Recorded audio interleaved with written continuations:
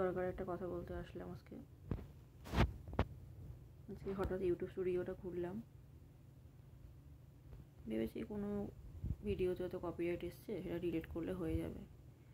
যাই হোক, আমার চ্যানেলে একটা কপিরাইট স্ট্রাইক দেওয়া হয়েছে। আমি ভিডিওটা ডিলিট করে দিয়েছি।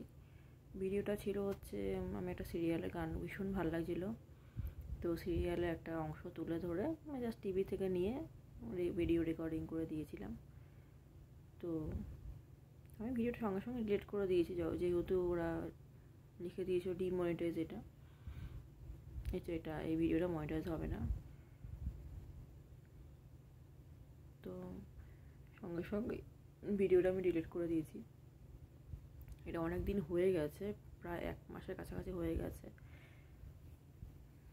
তো আজ হঠাৎ আমি ইউটিউব স্টুডিওটা খুলে দেখলাম একটা স্ট্রাইক পর্যন্ত দিয়ে দিয়েছে ডিলিট করে দেওয়ার পরে। ভিডিওটা একটা ভায়োলেশনও চলে এসছে, জানি না কী হবে।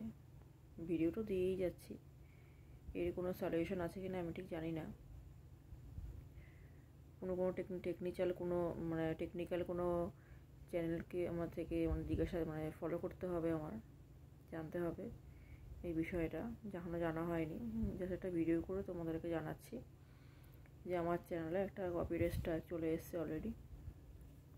সামান্য ছোটো একটা ক্লিপ, একটা শর্ট ভিডিও নিয়েছিলাম, ভাবতে পারিনি এরকম হবে।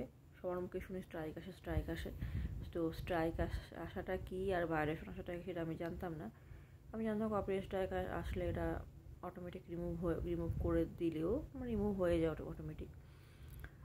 যাই হোক, আমি আজকে দেখলাম, তো সবার সামনে এটা আমি জানিয়ে দিলাম। ঠিক আছে, আমার কিছু টেকনিক্যাল চ্যানেল ফলো করতে হবে, দেখতে হবে ও দাদারা ভাইরা বোনেরা কী বলে।